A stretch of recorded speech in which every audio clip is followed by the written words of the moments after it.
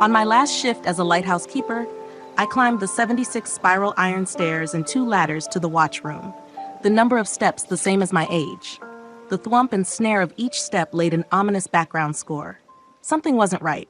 At that very moment, Richie Tedesco was pointing a fire extinguisher at the burning electrical panel in the engine room of his boat a few miles offshore. The placard in the watchroom read, "Marge Mabberty, Lightkeeper, first lighted the depths on March 2nd, 1985, and hasn't missed a night, already so close to 40 years. I could still read the skies like a book. The lighthouse smelled of aging wood, dried out moss, and the bitter acid spritz of corrosion.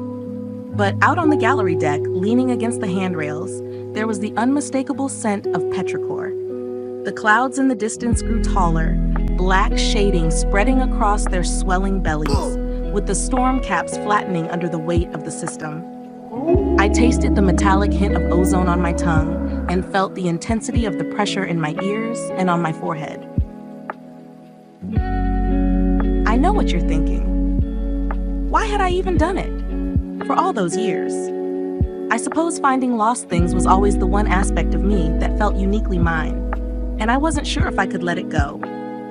A few miles back toward the mainland, Cappy patrolled the Long Island ports and seaways on his tug, waiting for salvage and rescue calls. There were still enough to get by, especially with these yahoos taking up boating. But the seas weren't what they used to be, and Cappy barely eked out a living on land. Lone Rangers like us were becoming extinct in a world of ubiquitous connection and universal alienation. It was a world of gadgets now, but it turned out our kind was needed more than ever when those gadgets failed. The 3 of us, in our solitary orbits, were bound on an intersecting course. How many things had I retired from in a lifetime of retirements? However many it was, this one felt different. A transplant from Norway, full of Viking blood, I'd had a brief career on the national downhill skiing circuit before hanging that up for university. Then I traded the student mantle for a job in forestry. Quit that to start a family. The transient period that seemed never ending before the kids left home turned out not to be. My marriage ended too. And on. But the longest stint was my 40 years as the lighthouse keeper at Montauk Point. It was supposed to be a ceremonial night. Still, it felt wrong. Even if I was pushing 80, who was I to buy into this twaddle about graceful exits and diminished capacity? My thoughts were interrupted by a call on the radio. Channel 19. It was Cappy. I didn't want a Mayday call. Not tonight. Richie Tedesco was lost at sea, as lost as one can be. The fire in the engine room had been extinguished in minutes, but the electrical lines were irreparably damaged. Hours later, when the last bit of juice from the ship's backup batteries ran out, Richie watched helplessly as the monitors displaying electronic ocean maps and satellite-supported GPS flickered and went dark. Richie might as well have been surveying the moon. He had no idea where he was. It's odd how easily we take for granted that we know our location, never realizing how often we're hopelessly lost without even knowing it. Night navigation is a real challenge. A swabby with no training in navigation would face long odds in such a calamity. And on the spectrum of swabby mugs, Richie wasn't even at the top of the class. But how did Richie end up here? A few months ago, Richie had bought a custom Sea Ray Sundancer 370 after his promotion. Of course, he couldn't afford a new model. He settled for a year-old version with the same look and feel but heavily used and abused by the previous owner, a real boater. But no matter. It was his prized possession. Richie hadn't accounted for the cost of marina dues and other ancillary expenses. With the hefty loan he'd taken out for the boat, he lacked the funds for the various accoutrements of the boating life. Things both expensive and confusing to an uninitiated seaman. These turned out to be essential. Richie had skimped on maintenance and hired an inexperienced handyman named Louis, known around the marina as Louis the Wrench, to help keep the vessel seaworthy. It was a gamble that didn't pay off. Louis spent more time on the phone with his bookie than with his wrench in hand. The sun lounge and dining area in the hollowed-out front hull was what initially sold him. Richie had envisioned long, romantic weekends with Renee from spring to fall, jaunting from marina to marina, exploring the New England coast. He imagined enjoying white wine or a martini together in the sun lounge at sundown, over a decadent charcuterie board and raw seafood on ice. In Richie's calculations, this routine was supposed to compensate for his soulless existence, earning obscene wages that still fell short of the expected lifestyle. He spent all his daylight hours ensuring his employer avoided the pitfalls of labyrinthine government regulations that were effective only in the extent his employer was willing to go to circumvent their remedial purposes. Renee didn't care about the predatory nature of Richie's job or how monotonous and unglamorous it was. What mattered to her was that Richie wasn't the top dog, not by a long shot, and there was little hope of improvement. 5 years for a promotion that came with a raise and bonus, but not base pay? Renee had understood long before Richie did what that meant. Renee was no adventurer. She was a social climber. Replacement Richie had a proper yacht, a newer model Mercedes, and a pricier high-rise condominium. He ran his own company doing something that sounded borderline illegal, and let's be honest, probably was. He cheated on his taxes and didn't apologize for it. It was a thrill for him. He took what he wanted. Renee spent her weekends with replacement Richie and her interchangeable social circle, sunbathing on the deck of his yacht. The deck was adorned with designer bags, branded bathing suits, and slides. The yacht was permanently moored at the Star Island Yacht Club and Marina, a more prestigious venue than Richie's Jersey City Marina. It was used exclusively for marina clout and cocktail conversations, never once venturing out to the open seas during the spring and summer. But everyone had a fabulous time and didn't seem to mind at all. Renee's Instagram post of her engagement ring, anchoring her fate to replacement Richie, was the final straw. NPC girlfriend Vic was sure to comment first for everyone's knowledge that it was a 4.05 carat round diamond with a perfect, colorless grade. The NPCs knew at a glance, like puppies sensing one of their litter about to be adopted. It took Richie longer to find out. The ring was worth $250K. In that moment, Richie knew for certain that this romance had no second act. He did the only thing that made sense to him at the time. He took to the open seas alone, without telling anyone. Sitting alone in the sun lounge, Richie tried to gain enough night vision to make out a landmark in the fog of darkness. He had made all the rookie boating mistakes. The first rule of boat safety is not to go out alone. Chart a course and tell a friend. Most people who get lost at sea stay lost. It's true on land as well. Despite having his boating license, Richie had skipped on water training. The list of mistakes went on. Perhaps worst of all, Richie couldn't distinguish land-based lights from navigation lights or buoys and markers. He had spent the last 2 hours drifting further out to sea, nearly scraping the side of a 3-meter-tall red ocean buoy that towered over his humble cruiser. And that was when he panicked and started firing off his flares. "How's my best girl tonight?" Cappy asked. "Don't be fresh with me, you old rake. You mean with it being my last night?" "Ah, fiddlesticks. Last night my arse. We both know you're gonna be buried on that rock, and me with you. As romantic as that is, I prefer a nice dinner and some wine before committing to a joint burial. Well, well, you little siren, whetting my appetite. Marge, you're gonna love this one." "What is it, Cappy?" "I've been tuned into Channel 19 for the last hour." Cappy chuckled, his voice a deep, raspy bass that hit like a fine brass-colored scotch. It intoxicated my senses and warmed my chest like the first sip of a good drink. It sang a lifetime of hard songs, but the calloused old heart was still in there. He was old salt. Everything you imagine a seaman to be. Gray beard, sun-scorched skin, and a temperament mercurial enough to match the open seas. In his mid-70s, Cappy was still fit and lean, though a bit weary from a lifetime of wandering. "Sounds delightful," I said. "Did they locate your chivalry and manners, or have those gone the way of Davy Jones, too?" Get this.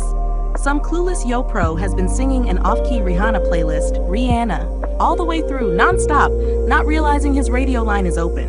Must have pushed the microphone button into something. The radio went dark after sundown. God help us. "You see that black squall coming in from the west?" Cappy said.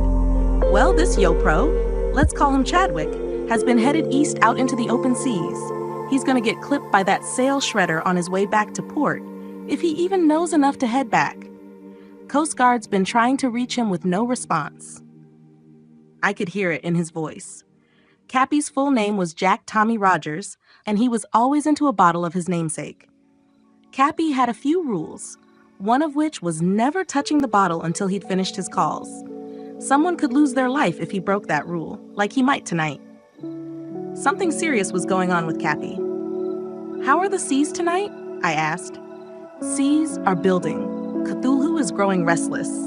We're just chugging along on the gasoline breeze out here, waiting for our damsel in distress to call for a knight in shining armor, or in this case, a 100-year-old tugger." "Oh, Cappy, I didn't know it was your 100th birthday today. Happy birthday." "T'che," he replied. Cthulhu was what he called his tugboat. I asked once and regretted it to this day, something about how his straight lines were like the tentacles of some weird octopus god. She's all buttoned up, tight as a drum, and I'm getting a bit high off the diesel fumes.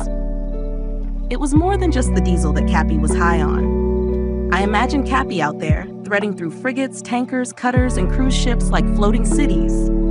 I worried about him. That night, I wanted to tell him how I felt, but I tried to restrain myself. It was a big night. No sense in complicating it. "I was afraid this was going to be a Mayday call," I said. Then it occurred to me that maybe it was one. It was a moonless night. Richie couldn't distinguish the sea from the sky. The darkness was so complete that the only visible feature was the white foam trail left by the ship as it cut through the black void. There's a verse in Revelations about the heavens and the earth passing away, leaving no sea behind. Richie didn't believe in that kind of prophecy, but it felt like it had come true. All that remained was infinite negative space. Richie's skin crawled and his forehead dampened. The night was muggy and an invisible mist enveloped the cruiser. The only sounds were the lapping of waves, and the only smell was the briny tang of sea foam. How lost are you when you've lost your bearings and don't know how far any safe harbor is? Richie had never considered this before. Darkness is impartial, absolute, unforgiving. Yet in its grip, it feels as if its horrors are custom-tailored, handcrafted, made to measure just for you. Richie certainly felt that way. There was a foreboding, ominous sense that the evils at play, seemingly intent on your demise, were the wages of some sin whose gravity you failed to appreciate. Whose wrath was stirred by your trespasses? God? Nature? A malignant spirit of vengeance? What evil deed tipped the scales to warrant a sentence of death? These were the thoughts plaguing Richie's mind. The gas gauge became an instrument of terror. Richie cursed his reckless disregard. Why hadn't he packed extra canned goods in 5 more reserve 5-liter fuel cans? How could he have been so arrogant? So foolish? And then the rains began to fall, like icy darts from the heavens. "Marge to Cappy, where are you?" "Headed out to sea." "What?" "Chadwick isn't going to save himself."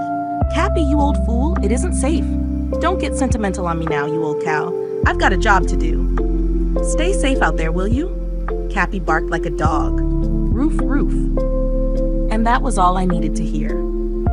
No one was coming to save him. That was Richie's last thought before firing off his final flare. He pulled out a pack of Marlboro Reds and lit one up. Sitting alone on the sun lounge, Richie contemplated his life, which might be coming to an end.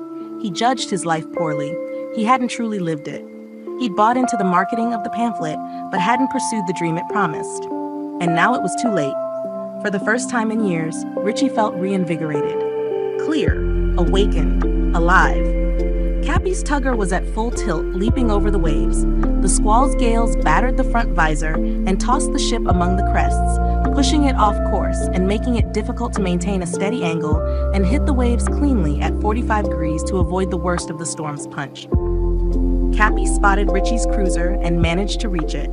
He pulled out a bullhorn and tried to signal Richie, but the howling winds swallowed the sound, leaving Richie unaware of Cappy's presence. Cappy maneuvered alongside and began setting up the lines, attaching them to the stern of Richie's cruiser. After a while, Richie emerged and saw what was happening. He clung to the galley table as the cruiser bobbed in the wake. Once the winch brought the ships together, Cappy came aboard. "What are you doing out here, son?" Cappy asked. "Long story. Can you get me back to shore?" "Can I? More like, will do. First, let's check the vessel." While Cappy was inspecting the cruiser's galley, a fierce gust rocked the boat, and Cappy tumbled over the safety rail. Richie looked down and saw him clinging to the ropes along the trim, his legs flailing in the wind. "Get the line from the capstan on my boat and bring it to me," Cappy shouted. "The what?" "The circular thing with the ropes." Within seconds, Richie returned with the rope. Cappy grasped it and climbed back aboard, slumping onto the deck, breathing heavily. "Not bad, son. You've graduated from greenhorn to seaman tonight. Congratulations. Now let's get you back to shore." "Cthulhu inbound," Cappy called back to me. "Thank God," I replied. "Chadwick's real name is Richie. Works in finance, heartbroken greenhorn. Can't make this stuff up. Do you see the beacon? Like I need a beacon to get me back to you. You old salty dog." "The kid told me he's leaving finance, might move to Montauk, said the sea is calling. God help us. So, are you still up for this?" "I'm an old woman, Jack. We could do it together." "Don't tease me." "I'm serious, Marge. I'll spend nights up there with you and patrol during the day. Don't toy with me." "I'm serious. I'll be back in half an hour. Once the emergency folks take Richie to the hospital, let's have that dinner and those drinks. We've known each other 30 years. You want to wait another 10? Just nothing, Marge. I almost died tonight." "What?" "My last thought was that I almost let you retire without saying this." "You almost died?" "I'll be back in half an hour, and I'm coming up there, invited or not. So get yourself ready. And you're not retiring. That's non-negotiable, Marge. No discussion. Where has this Cappy been all my life? Lost at sea, I guess, but I'm coming ashore. I'm a modest woman, so I won't tell you how it all turned out. But let's just say, it's hard to refuse an old salty dog who won't take no for an answer."